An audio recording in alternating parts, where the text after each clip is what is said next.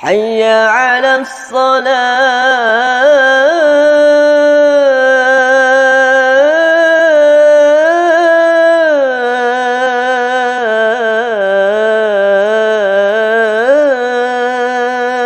Ya, ibadah paling utama adalah sholat. Ya, sholat ibadah yang paling utama. Nah, sholat ini kuncinya sholat apa? Suci. Kuncinya sholat adalah suci. Makanya pembahasannya selalu bab apa dulu? Toharoh dulu. Bab toharoh. Kenapa bab toharoh dulu? Ya karena tadi ibadah yang paling utama ya sholat, puasa, kemudian baru puasa, zakat, haji. Kenapa? Karena puasa ada keringanan yang Allah kasih ya. Orang yang lagi safar, ibu hamil, ibu menyusui, kemudian orang yang udah tua renta, dia bisa untuk meninggalkan puasa dan mengqadhonya. Bahkan kalau orang yang udah tua renta tidak perlu mengqadho, cukup dengan fidyah. Zakat wajib bagi orang yang sudah mampu, udah nyampe nisab hartanya, udah haul, udah lebih dari setahun, maka dia wajib ngeluarin zakat. Tapi kalau orang yang hartanya segitu-gitu aja, tiap gajian habis, wajib zakat nggak? Nggak wajib zakat. Kemudian yang berikutnya tentang haji. Haji juga bagi yang mampu. Nggak mampu berarti nggak wajib haji. Tapi sholat ini satu-satunya ibadah yang nggak Allah kasih keringanan untuk ditinggalkan sama sekali. Ya, kita sama-sama tahu sholat orang nggak bisa berdiri duduk, nggak bisa duduk tiduran. Kemudian orang lagi safar nggak bisa on time, boleh qasar, boleh juga jamak. Kemudian juga kalau sholat harus toharoh dulu pakai air, nggak ada air dia tayamum. Orang ketiduran, bangun tidur misalkan subuhnya kesiangan, baru bangun jam 8, malamnya habis meeting kecapean, alarm bunyi tapi nggak dengar, mungkin ya, sangat mungkin. Apa gugur kewajibannya? Enggak, wajib di qadha. Ini menunjukkan bahwa ibadah sholat satu-satunya ibadah yang emang nggak Allah kasih keringanan. Makanya ini jadi pembeda antara muslim dan kafir. Makanya Nabi SAW bersabda dalam hadis yang sahih, kata Nabi SAW, al-ahdu bainana wa bainahumus shalah, faman tarakaha faqad kafar. Kata Nabi SAW, pembeda antara kami, kita nih orang Islam, dengan orang-orang kafir adalah sholat. Maka Nabi SAW mengatakan, barang siapa meninggalkan sholat, sungguh dia sudah ada di ujung jurang kekufuran. Ya.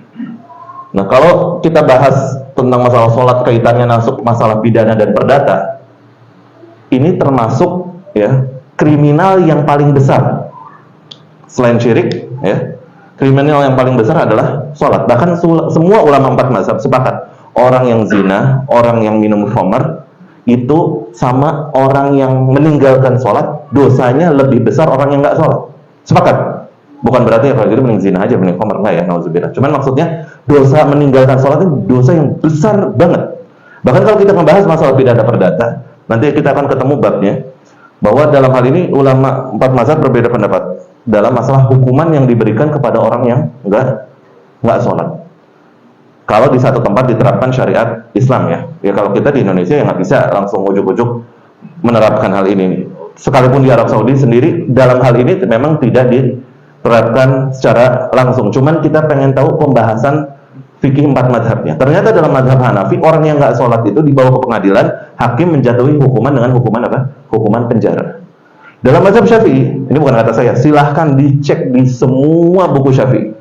Sepakat ulama Syafi'i dan ulama Maliki, orang yang nggak sholat kemudian dibawa ke pengadilan, hukumannya cuma satu, yaitu apa? Hukuman penggal, hukuman mati. Nggak ada hukuman lain.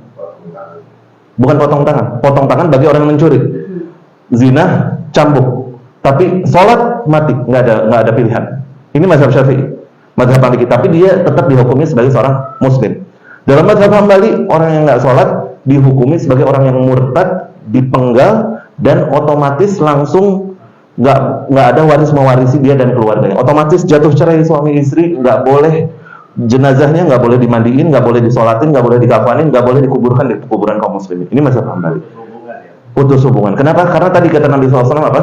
Al-ahdu bainana wa bainahumus shalah, faman tarakaha faqad kafar. Perbedaan kami orang muslim dengan orang-orang kafir adalah sholat. Maka yang meninggalkan sholat, dia di ujung kekufuran. Yang mengatakan langsung jatuh murtad mazhab Hambali, yang lainnya nggak mengatakan demikian. Ini nggak jadi pembahasan kita. Sekali lagi, nggak mungkin ya kita misalkan ada orang yang nggak sholat terus ujuk-ujuk, oh ente nggak sholat, darah ente halal, kita bunuh, udah penggal aja membunuhnya, enggak ya. Cuman dalam arti kita pengen belajar bahwa perhatian ulama sangat besar terhadap permasalahan sholat. Kenapa? Ini nggak ada keringanan, nggak ada toleransi. Makanya dalam hal ini Allah Subhanahu Wa Taala berfirman untuk kita, apa? Ya ayyuhalladzina amanu qu anfusakum wa ahlikum nar. Kita diperintahkan sama Allah untuk jaga keluarga kita semuanya, diri kita dan keluarga kita dari siksa api neraka. Salah satunya tentang masalah salat. Makanya Allah memerintahkan apa? Wa amur ahlaka bis salati wastabir 'alaiha. Kata Allah, perintahkan keluargamu untuk salat dan ekstra super sabar nyuruh keluarga salat. Ini Allah yang bilang. Allah nggak bilang wasbir, sabar nyuruh salat, enggak, wastabir, ekstra super sabar.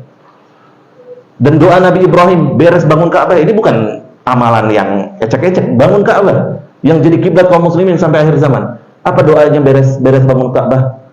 Rabbij'alni muqimas salati wa min dzurriyyati rabbana wa taqabbal du'a. Ya Allah, jadikan hamba dan anak keturunan hamba senantiasa sholat. Kenapa? Karena masalah sholat bukan perkara yang ringan. Meninggalkan ini perkara yang besar. Makanya kita juga semakin kita ngaji, semakin kita belajar, nggak ada kita misalkan melihat anak kita kecapean, habis itu udah biarin, kasihan, biar tidur aja. Ya kasihan kalau dia masuk neraka, bangunin, suruh sholat, habis itu tidur lagi, nggak jadi masalah. Yang penting apa? Sholat. Sholat ini nggak ada toleransinya. Makanya dalam masalah ibadah, ya, dalam buku-buku kitab Syafi'iyah pasti dibahas di awal. Semua mazhab, ya, semua mazhab pasti pembahasan ibadah, kemudian sholat. Nah, sholat tadi kita katakan kuncinya adalah apa? Toharoh. Maka ketika orang sholat wajib dia toharoh. Ketika toharohnya nggak sah, maka sholatnya juga otomatis tidak sah.